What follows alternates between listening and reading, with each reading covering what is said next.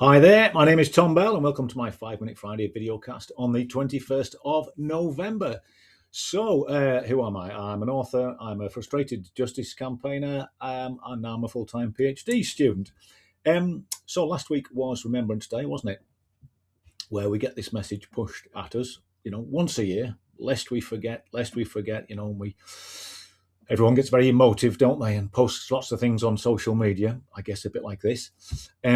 And we have to watch, the crooks, the thieves, the cheats, and the liars all laying wreaths at the monuments while we watch them through the rest of the year behave like absolute prats. I mean, it's like the Muppet Show at the moment, isn't it? And it strikes me as all very hypocritical. It drives me nuts.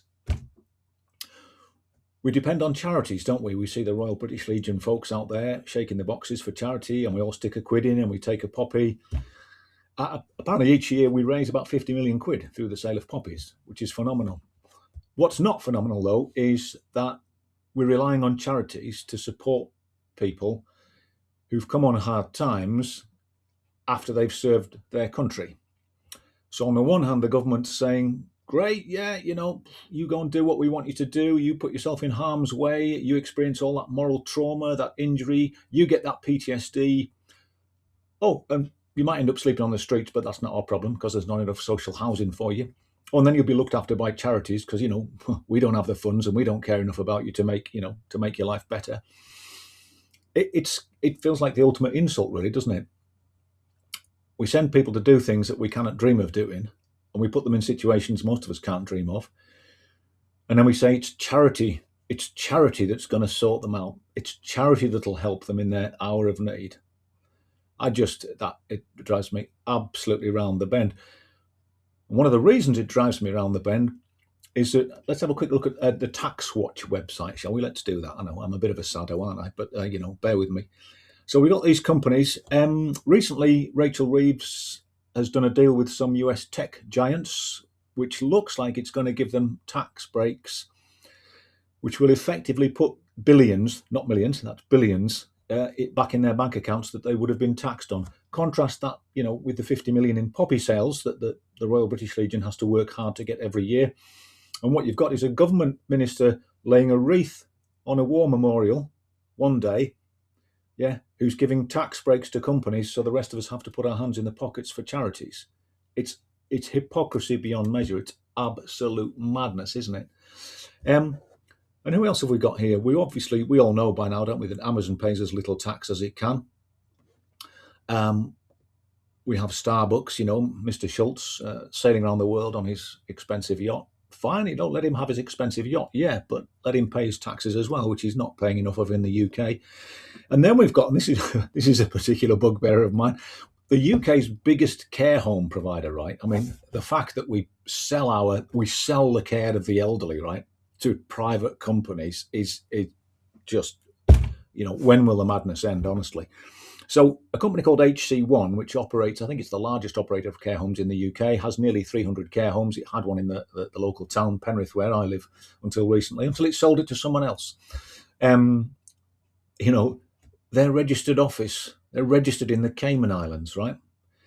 They say it's not to avoid tax, but to help them deal with the needs of their transnational investors. They're providing care homes to the elderly in this country. A lot of that care is funded by taxpayers. A lot of that care in the past has been funded by the private pensions and savings of veterans and their partners, and they're registered in the Cayman Islands, and the government's okay with that.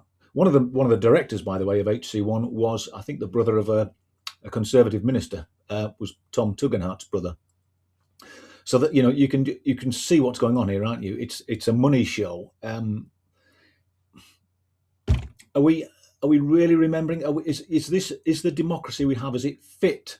Is it a fit democracy? Is it a fitting tribute, a fitting legacy to the people who died to defend it? I'm really not sure it is. I'm not sure the behaviour of politicians is anywhere near fitting or worthy of the people who gave their lives to defend democracy. And I guess the only question we're left with is when we look in the mirror, is our behaviour worthy? And you might say, oh, well, that's very pompous of you, Tom. But we can only ever be responsible for ourselves, can't we? Ultimately, when things are going, as I say, when the world is being run by the Muppets and things are going shit up all around us, we've got to look in the mirror and say, well, are we worthy? And I guess that's where our behaviour steps in, isn't it? What do we do? Do we turn a blind eye to those things? Do we shop with the companies that avoid paying tax? Do we do what's convenient for us? Do we look at other people's bad situations and just go, well, I'm all right as long as it's not happening to me, I'm fine with that? When do we intervene? In what situations do we intervene? So I guess we are the worthy tribute, aren't we? And I think this is why that one day a year kind of sticks in my crop, because if you're the worthy tribute, then you're being a worthy tribute every day of the year, aren't you? It's a 365 day, give yourself a day off on a leap year, but it's a 365 day a year effort, isn't it? We don't all hit the mark. We can't all be decent all the time. I get that. But, I think there's something about, lest we forget, actually, that we have forgotten, haven't we? We're not remembering. We're not remembering enough. And we're allowing a bunch of clowns to pull the wool over our eyes. So on that note, I've exceeded my 5 minutes, as ever. Try and have a good weekend. Try and stay safe. Try and stay solvent if possible, and sane if you can. Ciao.